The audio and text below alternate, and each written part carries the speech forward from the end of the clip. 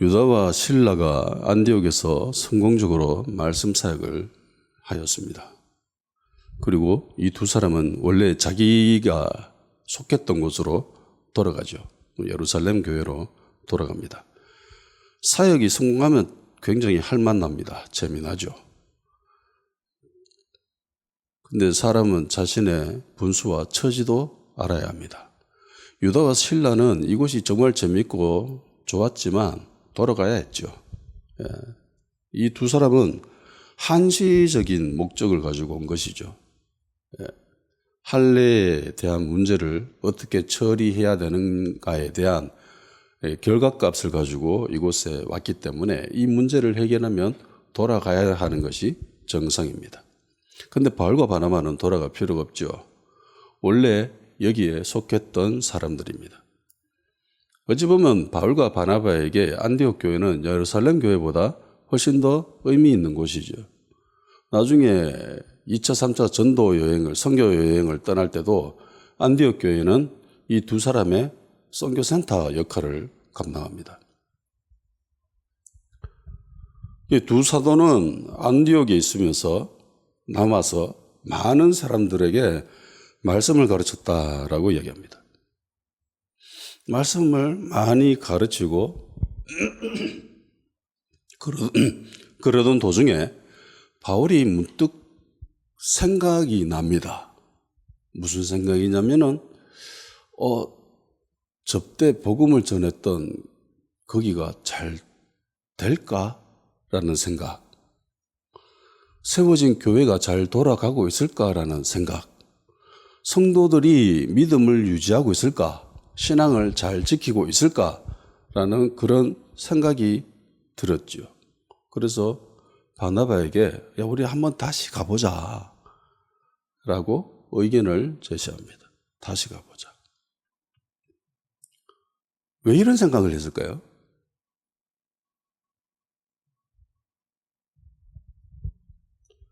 아마도 바울은 말씀을 가르치면서 생각이 자연스럽게 들지 않았나라는 생각을 가지게 합니다.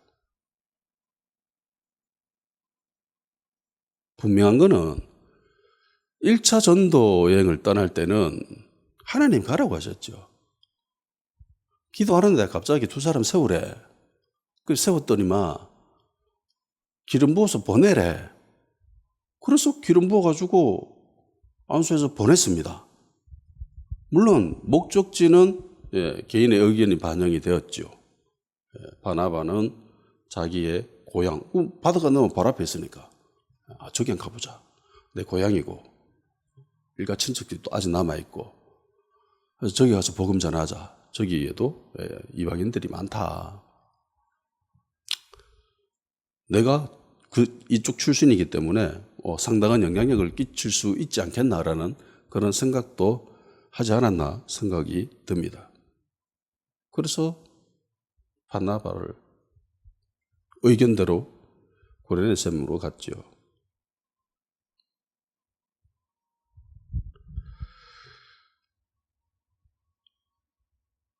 그런데 이번에는 순전히 바울의 생각입니다. 바울 자신의 생각입니다. 하나님이 가라고 한 것도 아니고요. 기도하는 가운데 생각이 든 것도 아니고 말씀 가르치다 보니까 자연스럽게 질문이 떠오른 것이고 생각이 난 것입니다. 잘 지내고 있을까? 그러니까 말씀을 가르치다 보면은 문제점들이 보이죠.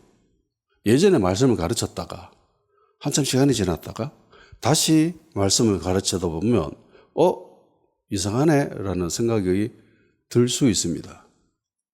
그리고 이 유다와 실라가 이곳에 와서 말씀 사역을 하였잖아요. 그래서 강화시켰습니다. 성도들을 더 견고하게 했다라고 하죠. 이 작업이 필요하다라는 생각을 가졌을 겁니다. 믿음이 좋은 것처럼 보이는데 막상 가까이서 지내다 보면은 말씀을 가르치다 보면은 이거 내 생각이랑 좀 다르네라는 그런 느낌을 가질 때가 있습니다. 교회 생활하고 예배도 잘 드리고 헌금도 잘 드리는 거 그런 모습을 보면서 저 사람 신앙 좋다, 믿음 좋다 라는 생각을 들죠. 그런데 막상 가까이서 지내보면은 아닌 사람들이 있습니다. 예배를 드리는데 정말 열심히 뭔가를 잘 적습니다. 그래서 목사님이 기뻐하죠. 목사들이 제일 기뻐하는 거는요, 말씀을 잘 받아들이는 사람 제일 기뻐합니다. 모든 목사들은 그게 제1의 기쁨일 거예요. 그것 때문에 목회하는 사람이 많거든. 대부분 정상의 목사라면 그렇습니다. 예배를 드리는데도 앞에 계속 뭔가 열심히 적으니까 얼마나 기쁘겠어요. 이쁘겠어요. 그 성도가. 그래서 믿음이 좋은 줄 알았죠. 나중에 알고 보니까 목사가 설교하면서 알게 모르게 잘못 전했던 정보들을 다 적은, 빠짐없이 몇 월 며칠 날 무슨 설교하면서 요거 잘못했다 이러면서 다 적어가지고 나중에 당회하는데 들고 올라가지고 목사님 이게 잘못했다고 교회 나가라고. 얼핏 보면은 잘하는 것처럼 보이죠. 한 번씩 설교하는데 애들 열심히 막 적어, 뭐 공책 저 앞에서. 설교를 졌나? 그럴 일은 없을 건데, 아유 기쁘네, 참 좋다 이러고 나중에 노트 보잖아요. 낙서하고 있지. 낙서를 해놨습니다. 그림을 그려놨습니다. 이것저것 그림을 막 그려놨어요. 설교 내용은 하나도 없죠. 예. 그래요. 바울도 괜찮은 줄 알았죠. 예전에 안디옥에서 정말 열심히 가르쳐서 그때 그리스도인이라는 이름까지, 별명까지 들었는데, 근데 또 다시 말씀 가르치다 보니까 야, 이게 예전하고 좀 다르네 라는 생각이 들었겠죠. 그래서 우리 거기 가봐야 되겠다. 형제들이 어떠한가 가보자라고 했을 때는 긍정적인 의미보다는 부정적인 의견이 더 많죠. 긍정적인 상태라면, 그런 이미지를 가지고 있을 거면 갈 필요가 없죠. 당연히 잘하고 있는데 뭐. 잘 못하고 있다. 인간은 망각의 동물이라는 말도 합니다. 그만큼 잘 까먹어요. 우리가 인생 살아가면서 배우는 대부분의 것들은 몰라서 문제가 일어나는 게 아니라 망각했기 때문에 일어나는 일들이 더 많죠. 훨씬 더 많습니다. 아마도 바울은 말씀을 가르치면서 인간이 가지고 있는 이런 본질적인 문제를 발견하지 않았나라는 생각을 합니다. 인간은 늘 회귀하려고 하는 본능이 있죠. 이전으로 돌아가려는 본능이 있습니다. 세상에서 사니까 또 세상 풍조에 휩쓸려 가지고 믿음을 잃어버리고 신앙을 잃어버리는 그런 모습들을 직감적적으로 충분히 경험했지 않았나. 그래서 가봐야 되겠다라는 생각을 했을 겁니다. 처음 전도 여행을 떠날 때는 온전히 하나님이 계획하셨지요. 아무것도, 제일 처음에 기도하는데 하나님이, 성령님께서 두 사람 세우라고 했을 때는 도대체 뭔 일을 시키려고 두 사람을 세우라고 했지? 왜 금식 기도하라고 하지? 이거 전혀 감이 없었습니다. 갑자기 하나님이 이런 일을 행하셨고 보내신 거예요. 그래서 미처 준비도 제대로 안 된 거죠. 생각도 없었고. 이 순전히 완전한 하나님의 계획하심이었고 하나님이 직접적으로 개입하신 사건입니다. 복음을 대부분 인간을 통해서 복음이 전해지지요. 그런데 그렇지 않는 경우도 가끔 있지요. 바울처럼 하나님이 직접적으로 개입하시잖아요. 예수님이 직접 개입하십니다. 내가 복음 전해줄게 이러면서. 이 땅에 있는 모든 대부분의 그리스도인들은 그러니까 하나님의 사람으로 통해서 복음을 전해봤습니다. 그래서 하나님의 자녀가 되죠. 그런데 일부의 사람들, 지금 저쪽 중동 지역에 있는 사람들은, 이슬람에 속한 이런 사람들은 막 꿈속에 환상 가운데 막 예수님이 나타나가지고 막 복음 전해주지요. 그런 일들이 있습니다. 가끔씩 있어요. 1차 전도에는 완전한 하나님의 개입하심이었는데 지금 두 번째 떠나는 거는 그냥 바울의 개인적인 관심사였습니다. 바울의 개인의 관심사였습니다. 그리고 1차 목적지도 바나바의 인간적인 개입이 있었죠.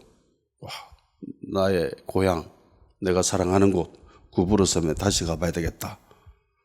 근데 이상하게 거기에는 복음이 별 소득 없이 지나가 버렸죠. 네. 교회를 못 세웁니다. 이곳에서 교회를 세운 기록은 없죠. 네.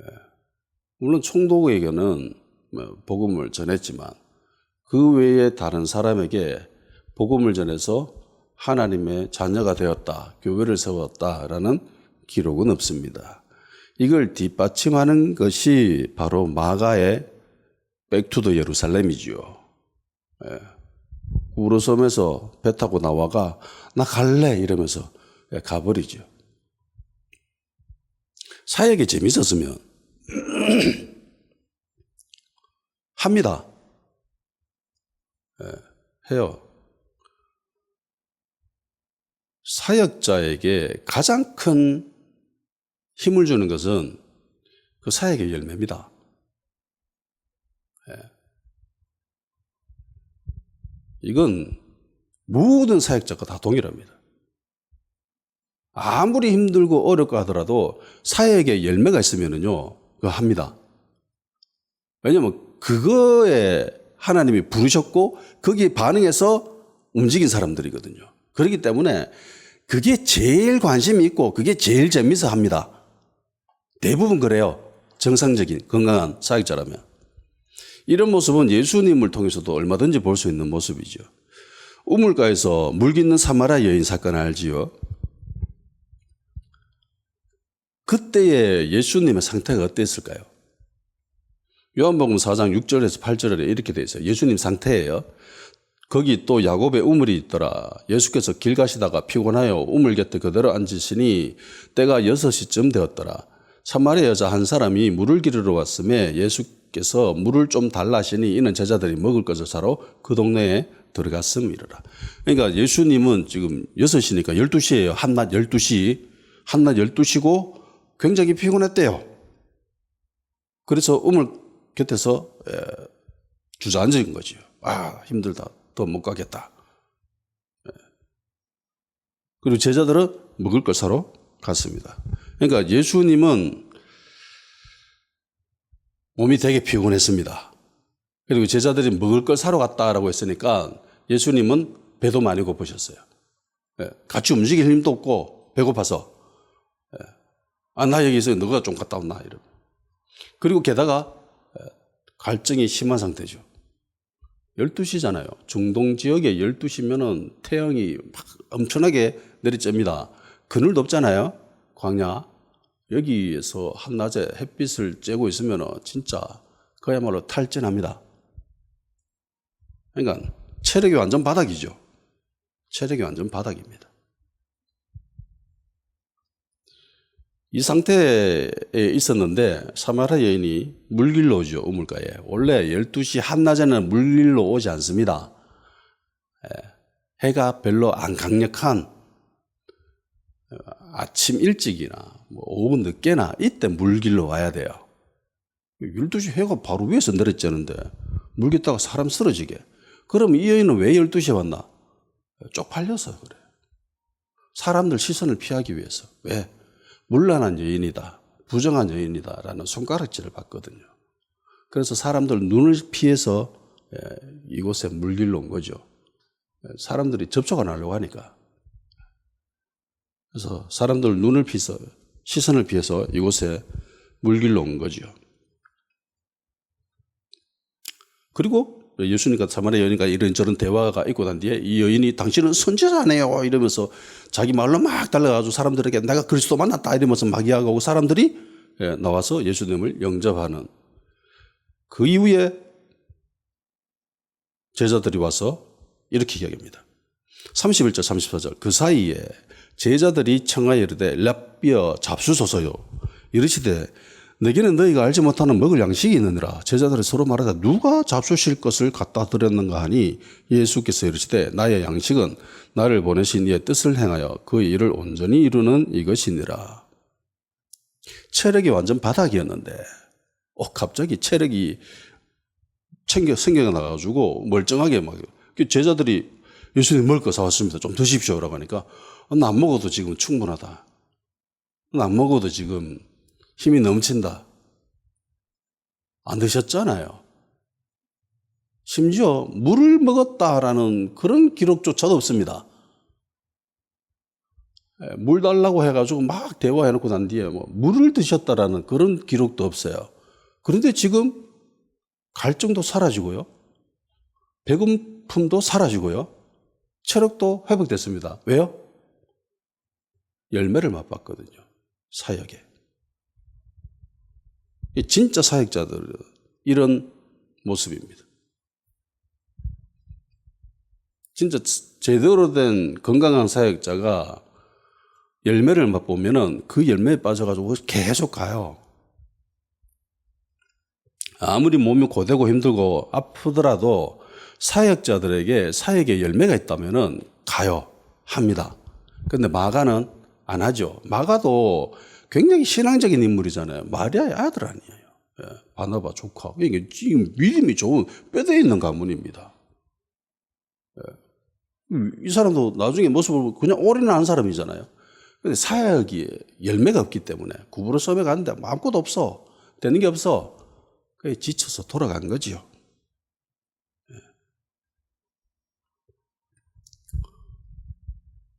바울이 복음을 전했던 그 성, 그 도시에 다시 가보자 라고 한 것은 기도 가운데 성령님이 가라고 한 것도 아니고 그냥 개인의 의견이죠.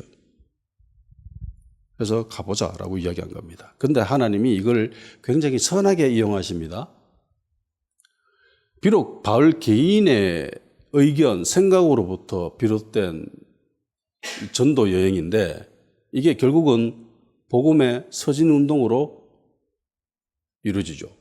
복음이 유럽으로 가고 바울은 나중에 자기가 동쪽으로 아시아 쪽으로 가려고 했는데 성령님이 막으시죠. 그리고 환상 가운데 마게도니아 사람들이 막 손짓하면서 헤이 컴온 이쪽으로 와주세요 라고 해가지고 배 타고 유럽으로 갑니다. 그리고 복음은 서진합니다. 예루살렘을 기점으로 계속 서진해서 가죠. 결국은 유럽을 거쳐 아메리카 대륙 그리고 그 아메리카 대륙에서 아시아 쪽으로 그리고 아시아에서 다시 예루살렘으로 가게 되면 복음이 온 세계에 증거되는 것이죠. 마지막 때가 채워진다라는 겁니다.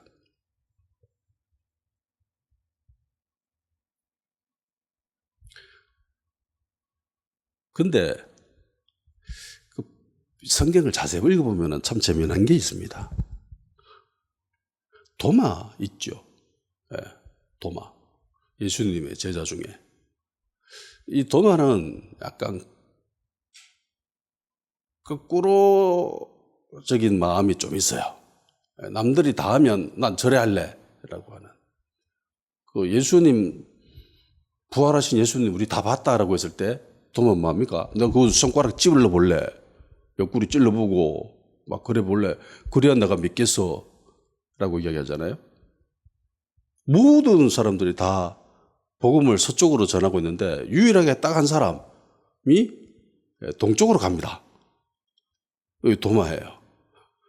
인도로 복음을 전하러 갔다. 거기 교회 세우고 심지어 어떤 사람들은 뭐 중국으로도 갔다라고 이야기하는 사람들이 있습니다. 도마는 참 재미난 사람입니다. 성경 자세히 읽어보면 도마 참 특이한 사람이에요. 12명이 다 똑같을 수는 없죠.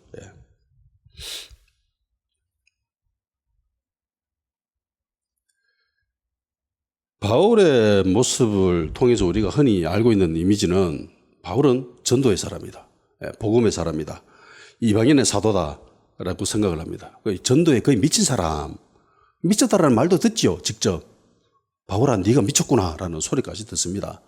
그리고 전염병 걸린 사람, 연병 걸린 사람이라는 소리도 듣습니다. 그러니까 미친광이죠. 사람들이 넌 복음에 미친 사람이야 라고 공식적으로 인정받는 사람입니다. 광인이죠. 광인. 그런 책도 있죠. 그래서 흔히 사람들은 바울을 보고 전도에 올인한 사람, 생명을 건 사람, 심지어 죽기도 했으니까 그런 사람이라고 생각을 합니다. 그런데 자세히 보면은요, 바울에게는 또 다른 특징이 있습니다. 전도에 미쳐 있는 것에 비례해서 양육에도 미쳤습니다. 바울이 복음을 전하고 난 뒤에, 교회를 세우고 난 뒤에 바울은 반드시 그 교회를 성장시킵니다. 복음 전하고 너 하나님 자녀가 됐으니 이제 끝. 네 알아서 잘 커? 라고 한 적이 없어요. 복음을 전하면요, 반드시 성령 충만 받게 하고요. 그리고 말씀을 가르쳐 가지고 이 사람들을 강화시킵니다. 이 작업을 계속해요. 자기가 다시 가보자고 하잖아요. 예. 양육시키러 간 거예요. 강화하려는 목적으로 간 거예요. 근데 자기가 못 가는 형편이 되면은 자기와 동행하고 있었던 사람들 있잖아요. 실라나 뭐 디모데나 디도나 뭐 이런 사람들 남겨놓습니다. 예. 네가 남아가지고 좀 가르쳐. 이러면서. 이런 모습이 성경 곳곳에서 나타납니다. 그러니까 가르치는 데 있어서도 바울은 진짜 진심이었습니다. 전도만 하고, 교회 세웠다. 성도들 한 100명 모았다. 됐다. 이러면서 떠나고 관심 안 가지는 게 아니라, 그게 목적이 아니라 그 교회의 질에 대해서, 성도들의 믿음의 상태에 대해서 굉장한 관심을 가졌던 사람이 바울입니다. 현재 대한민국 교회와는 좀 다르죠. 우리는 어떻게 해서든 복음을 전해서 교회에 데리고 오는 거, 그래서 교회에 예배자로 참석시키고 헌금을 내는 그 일에만 대부분 관심이 있는 것 같아요. 그러니까 교회에 성도들을 바라보는 요구하는 것은 두 가지입니다. 예배에 참석할 것, 그리고 헌금을 낼 것. 이 두 가지 이외에는 딱히 별 큰 관심을 가지지 않지요. 그럴 필요도 잘 못 느끼고, 교회 성장하는 데는 별 도움이 안 되거든요. 교회 건물을 짓는 데는 별 도움이 안 되거든. 그래서 이 두 가지만 관심을 가집니다. 신앙이 어떠한지, 상태가 어떠한지, 믿음 생활 잘하고 있는지, 세상 속에서 그리스도인으로서 잘 감당해내고 있는지, 빛과 소금의 역할을 잘 감당하는지, 정의와 공의를 잘 만들어가는지, 하나님 나라를 이루어가는지 별 관심이 없습니다. 교회 생활만 잘하면 돼요. 이게 현재의 대한민국 교회의 모습이었고, 그 결과값이 지금 우리 눈앞에 나타난 거죠. 바울은 전도한 곳에 교회를 세우면 반드시 다시 들리든가 아니면 사람을 남겨서라도 그들을 양육시켰습니다. 부득이 자신이 그곳을 떠나게 될 때는 동요하던 사람들을 남겨놓죠. 너희들 좀 보살펴, 챙겨줘. 바울의 이런 모습은 바울의 사역 초창기 때부터 이러죠. 안디옥 교회에서 최초로 사역을 공식적으로 하잖아요. 이때부터 바울은 이러고 있죠. 전도하고, 전도했으면 말씀 가르치고. 이런 태도를 가진 바울이 여기에 복음을 전했던 곳에 다시 가보자라고 하는 것은 지극히 당연한 자연스러운 모습입니다. 잘하고 있을까? 믿음 잃어버리지는 않았을까? 실족하지는 않았을까? 뭐 이런저런 염려와 걱정이 있었겠죠. 그래서 우리 다시 가보자. 형제들이 어떠한가? 다시 가보자. 바울은 이런 관심이 있었는데, 그러면 바울의 입장을 우리 개인에게 대입을 시켜봅시다. 바울이 우리를 전도했다 칩시다. 바울이 이 교회를 세웠다 칩시다. 바울의 관심은 우리의 믿음의 상태예요. 신앙의 상태입니다. 그러면 우리 자신도 거기에 관심이 있어야죠. 내 믿음의 상태가 지금 어떤가? 내 지금 신앙의 상태가 어떤가? 여기에 관심이 있어야 되겠죠. 교회도 거기에 관심이 있어야 되겠죠. 그런데 실상은 그렇지 않다라는 겁니다. 그냥 살아갑니다. 그냥 예배 잘 드리면 뭐 할 일 다 했다. 교회 생활 집회 참석하면 뭐 할 일 다 했다. 그렇게 생각합니다. 그런데 단순히 그게 아니지요. 지난 시간에도 살펴봤듯이 어른이 되어야 됩니다. 장성한 자가 되어야 됩니다. 거기에 관심이 있었어요. 그런데 현대교회는 별 관심이 없습니다. 우리 자신들도 내 상태에 대해서도 관심이 없고 교회의 상태에 대해서도 관심이 없고 심지어 다른데 뭐 교회를 세우고 난 뒤에도 별 관심이 없습니다.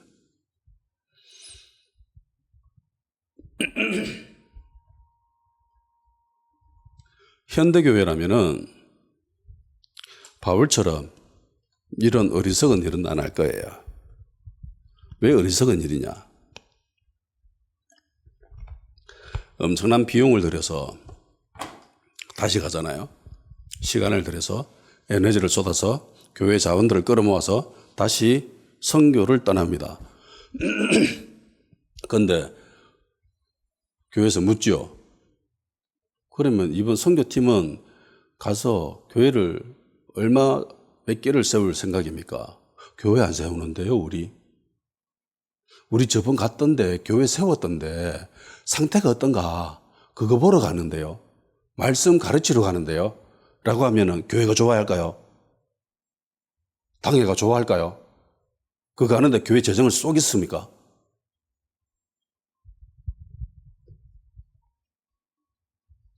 현대교회는 전도에서 하나님 자녀를 삼는 걸 이걸 최고의 업적으로 여기죠. 교회 세우는 거 이거 최고의 업적으로 세웁니다. 물론 새신자가 되는 거 중요하죠. 그런데 그것만큼 중요한 게 양육입니다. 강화하는 거예요. 그런데 여기에는 솔직히 별 관심이 없습니다. 왜냐하면 하나님의 자녀가 되는 거는 굉장히 다이나믹하거든요. 짜릿합니다. 극적인 효과가 있어요. 한순간에 바뀌거든, 사람이. 한순간에. 눈에 드러나는 효과가 분명합니다. 하나님의 자녀가 되었다. 불신자에서 하나님의 자녀가 되었다. 다르거든. 그리고 교회 세웠어요. 가시적인 성과가 막 눈앞에 있잖아. 숫자가 막 나오잖아. 그런데 양육은 그렇지 못합니다. 강화는 전혀 그런 게 없어요. 측정할 수 있는 게 아니잖아. 드래곤볼 보면 뭐 눈에 뭐 전투력 측정하는데 그것처럼 저 사람 믿음의 상태가 20밖에 안 돼? 저 사람 믿음 상태 좋네. 신앙의 상태 좋군. 1000점이 넘어 이러면서 우리가 그 측정은 못 하잖아요.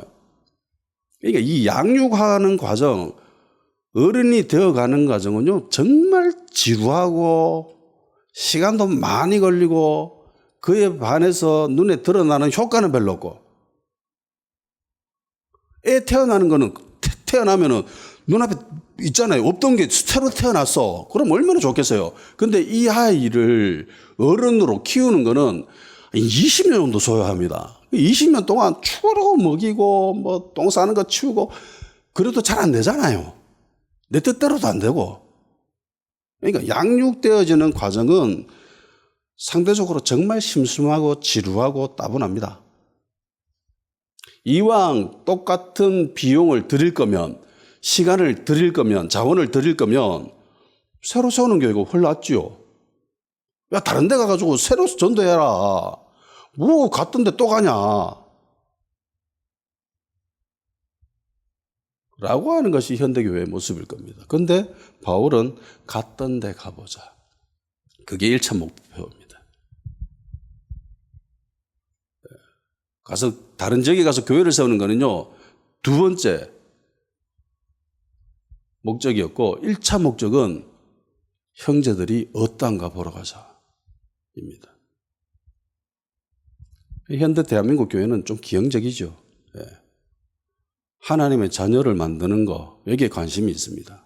그러니까 중생하는 거 거듭나잖아요. 영으로 다시 태어났습니다. 솔직히 이야기하면은 방치하죠. 그냥 예배 참석하고 그냥 설교 말씀 듣고 뭐 남들 하듯이 그냥 새벽기도 오고, 그래서 뭐 교회 생활 좀 익숙해지면 교사도 하고 뭐 성가대도 하고 남들 하는 것처럼 헌금도 하고 그러면 잘 하고 있다, 당신 참 잘한다, 그렇게 생각을 합니다.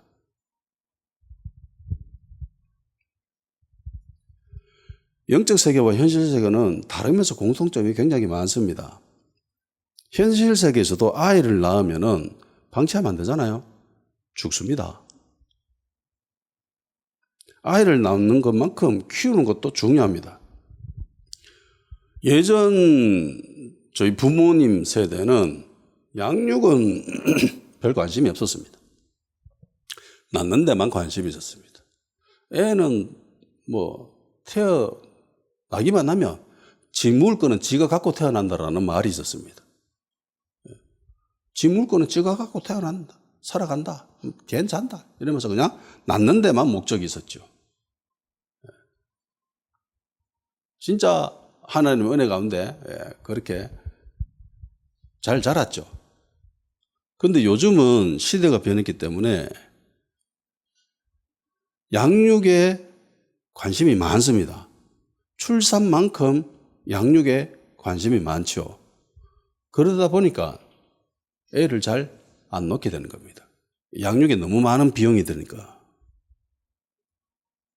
출산보다는 양육이 더 크게 느껴오니까 출산을 오히려 요즘은 안 하는 경향성이 있습니다. 이 세대는 어찌됐든 간에 출산만큼 양육도 중요하다라는 의식을 가지고 있는 세대예요. 그런데 이전 세대는 그러지 않았죠. 이전 우리 교회의 모습이 이랬습니다. 그런데 안타깝게도 아직까지 이러고 있습니다. 복음전에서 하나님의 사람으로 만들었으면 양육시켜야 되는데 안 해요. 그런데 제가 지난 시간에도 언급했잖아요. 진짜 강화된다라는 거. 그 강화해서 왜 강화시키려고 하나? 왜 양육시키려고 하나? 목적은 장성한 자, 어른을 만들기 위해서 그렇게 하는 겁니다. 그런데 어른은 단순히 말씀을 많이 하는 게 아니죠. 말씀하는 게 아닌 겁니다. 좀 이따가 한번 살펴보기라고. 어쨌든 현대 교회의 모습도 이전 우리 부모 세대의 모습처럼 출산에만 관심이 있습니다. 중생에만 관심이 있습니다. 복음 전하는 것, 여기에만 매우 큰 관심을 가지고 그렇게 지냈었죠. 지난 시간에 소개했던 그 말씀 다시 한번 봅시다. 히브리서 5장 12절 14절.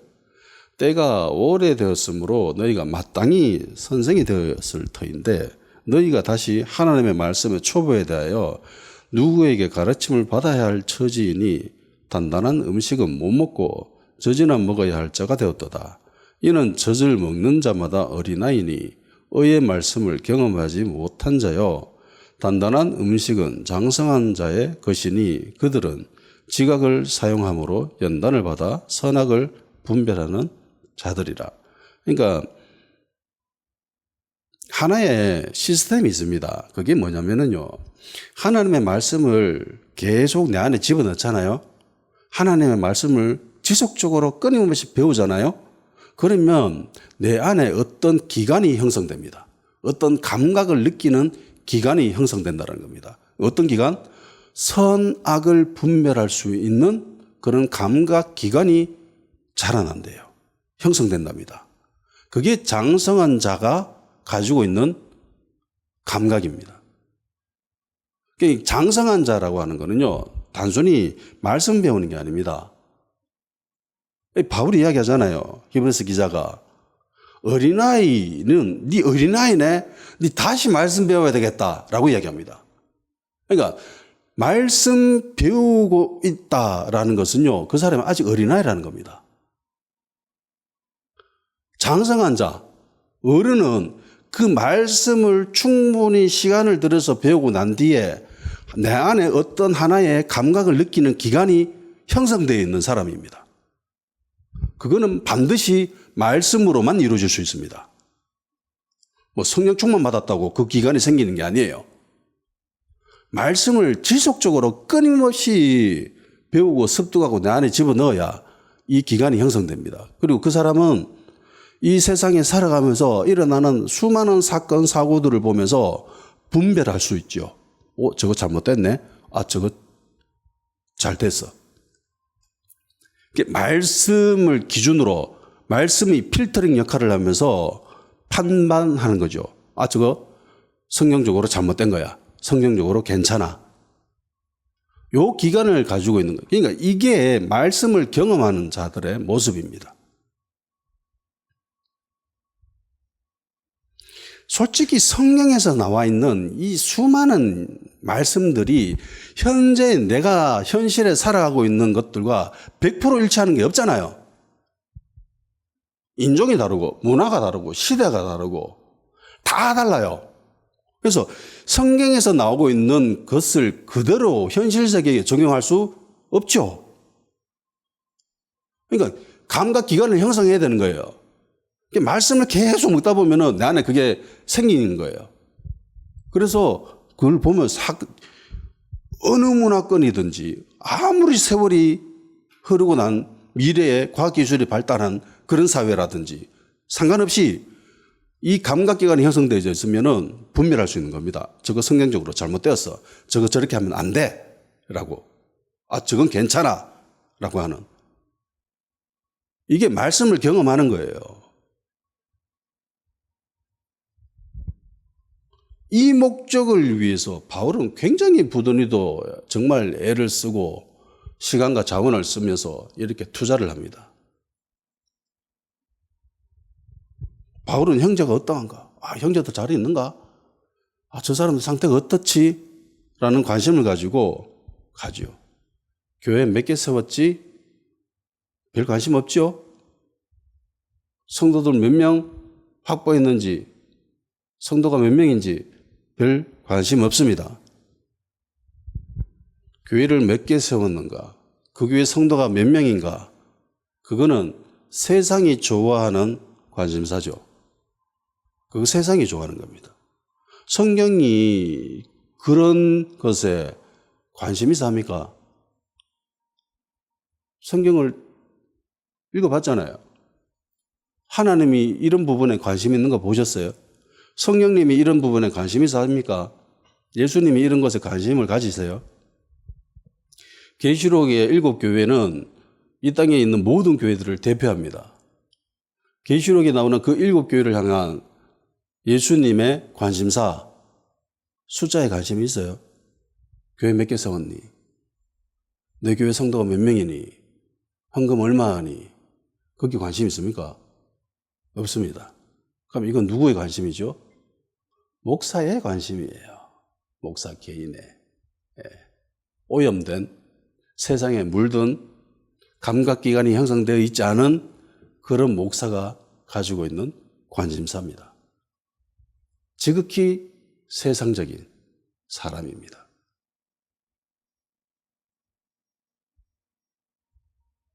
품꾼이죠. 품꾼입니다.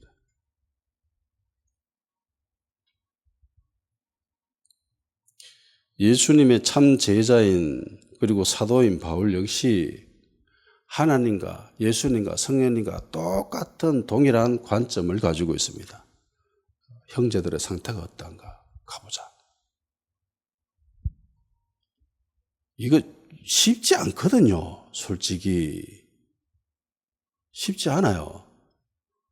우리 이번에 미국 일하러 간 노동자들이 수감됐다가 다시 한국에 돌아오게 되잖아요. 그래서 미국이 잘못했다고 이야기하지도 않고 그냥 일하러 다시 오래 무조건. 사람들이 어떻게 그런 불러와 주시면 우리 얼마든지 가지요 라고 합니까? 안 하죠. 안 가려고 합니다. 어떤 사람들 트라우마가 있어서 못 가겠다라고 하죠. 무슨 일을 당했죠? 수갑차여서 그냥 며칠 지냈습니다. 그럼 바울은요? 죽을 뻔했습니다. 아니 죽었죠. 사람들로부터 핍박당하고 공격당하고 모함당하고, 그러니까 물리적인 공격도 당하고 정신적인 공격도 당하고 심지어 돌 맞아 죽었다라고 버려놨습니다. 그런 고통을 겪었어요. 그런데 다시 간대요. 그 일 안 당할까요?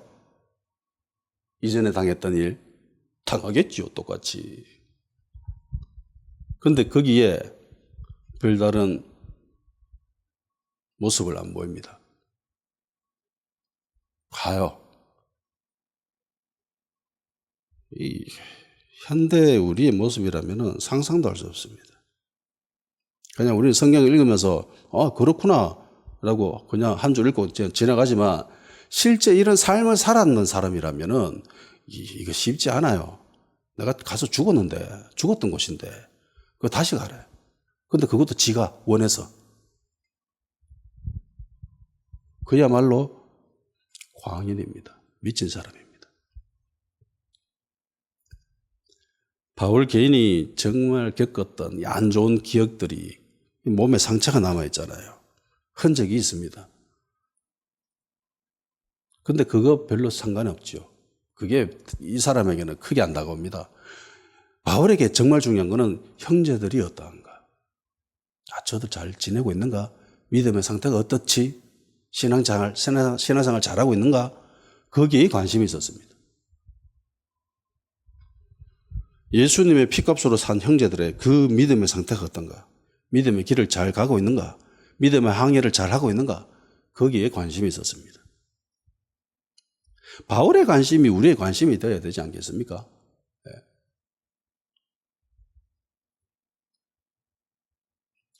고린도후서 11장 23절에서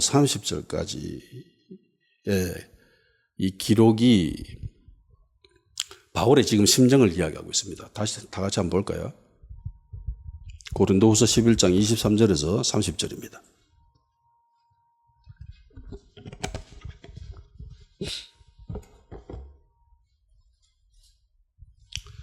고린도후서 11장 23절에서 30절 다 같이 읽겠습니다. 시작. 그들이 그리스도의 일꾼이냐 정신없는 말을 하거니와 나는 더욱 그러하도다. 내가 수고를 넘치도록 하고 옥에 갇히기도 하고 더 많이 하고 매도 수없이 맞고 여러 번 죽을 뻔하였으니 유대인들에게서 40에서 하나 감한매를 5번 맞았으며 3번 태장으로 맞고 1번 돌로 맞고 3번 파선하고 일주야를 깊은 바다에서 지냈으며 여러 번 여행하면서 강의 위협과 강도의 위험과 동족의 위험과 이방인의 위험과 시내의 위험과 광야의 위험과 바다의 위험과 거짓 형제 중에 위험을 당하고 또 수고하며 애쓰고 여러 번 자지 못하고 주르며 목마르고 여러 번 굶고 춥고 헐벗었노라. 이 외에 일은 고사하고 아직도 날마다 내 속에 눌리는 일이 있으니 곧 모든 교회를 위하여 염려하는 것이라. 누가 약하면 내가 약하지 아니하며 누가 실족하면 내가 애타하지 아니하더냐. 내가 부득불 자랑할진대 내가 약한 것을 자랑하리라. 아멘. 전도 여행을 떠나는 바울의 모습, 바울의 심령입니다. 이게 바울의 심정이죠. 옥에 갇혔고 매도 정말 많이 맞았고 심지어 죽을 뻔했다. 죽었죠, 실제로는. 40에 하나 감한매를 5번 맞았대요. 유대인들은 40번 때리지는 않거든요. 39번. 5번 맞았대요. 3번 태장으로 맞고 돌로도 맞고 3번 파선하고 일주일 동안 깊은 바다에서 떠돌아다니고 여행을 하는데 강의 위험, 강도의 위험, 동족의 위험, 이방인의 위험, 신의 위험, 광야의 위험, 바다의 위험, 거짓 형제 중의 위험. 그냥 위험, 가는 곳마다 다 위험이에요. 예. 위험하지 않은 것이 단 한 군데도 없습니다. 다 위험했대요. 몸 움직이면 무조건 위험이에요. 왜? 마귀가 제일 싫어하니까. 복음 전하죠. 게다가 또 양육시키죠. 얼마나 싫겠습니까? 사탄 입장에서는. 그러니까 온갖 위험이란 위험은 다 당한 사람인데 바울이 뭐라고 합니까? 나에게는 이게 중요한 게 아니야. 그 위험이 나를 짓누르는 게 아니라 나의 마음을 무겁게 하는 거, 내 속이 새까맣게 타들어간 거는 하나밖에 없어. 그게 교회를 위한 염려, 걱정. 현대교회의 모습과는 너무나 다릅니다. 현대의 교회들, 성도들, 목사들의 관심은 개교회가 잘 되면 그만이죠. 개교회가 잘 되면 그만입니다. 자기 성교회, 성교단체 잘 되면 그만입니다.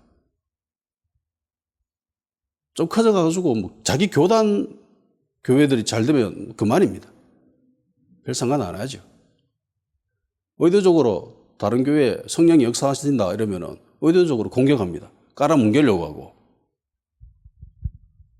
누명을 씌워가지고 짓밟으려고 하고 죽여버리려고 하는 심지어 그런 행태를 보입니다. 그런데 바울에게는 개교의 관심, 내가 세운 교회, 뭐 다른 사람이 세운 교회, 그게 아니죠.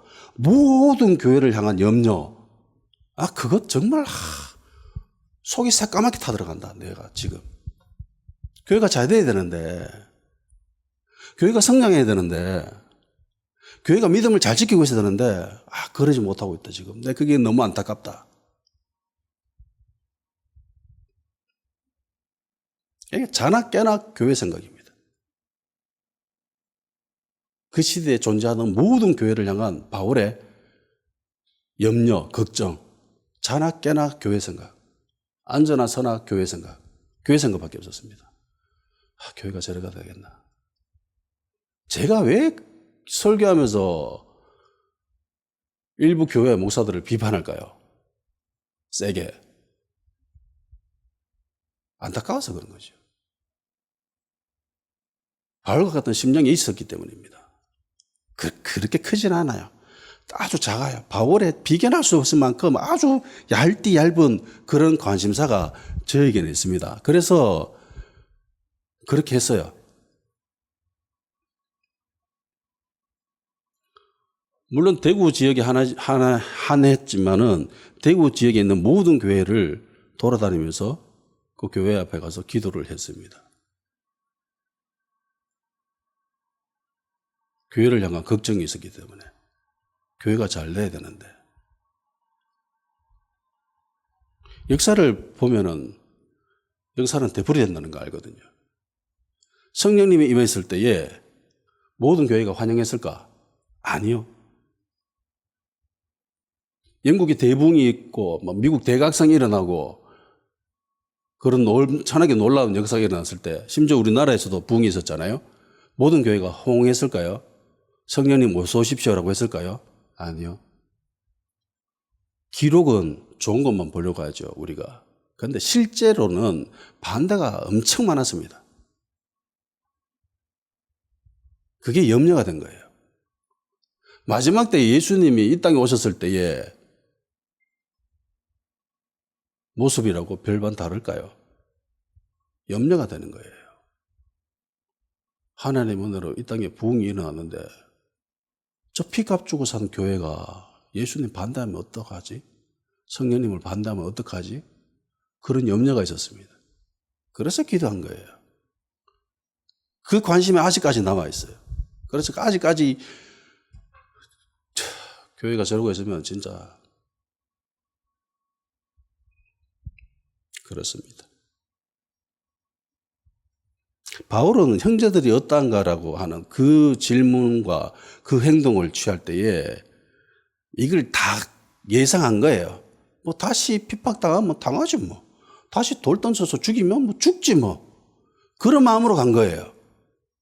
이 땅에서 잘 먹고 잘 된다라는 행복할 거라는 그런 마음이 아니었습니다. 사역자의 마음. 하나님이 나를 왜 부르셨는가. 거기에 그냥 꽂힌 거예요. 거기에만 관심이 있었습니다. 그러니까 알 수 있는 거예요. 다 같이 기도하는 시간 가집시다. 오늘 주신 말씀 기억나는 대로 기도하시고 바울이 보기에 나의 상태는 어떠한지 생각해보고, 그렇다면 내가 어떻게 해야 될지, 강화해야 될 것이고 양육되어야 될 것이고 장성한 자가 되어야 될 것인데 그럼 어떻게 해야 될까? 바울이 염려하고 걱정했던 그 교회를 향한 그 마음, 극히 일부분이지만은 나에게도 조금 남겨주십시오. 그래서 이 땅에 있는 교회들을 향한 기도의 몸부림이 있게 해주십시오. 다 같이 기도를 시작하죠.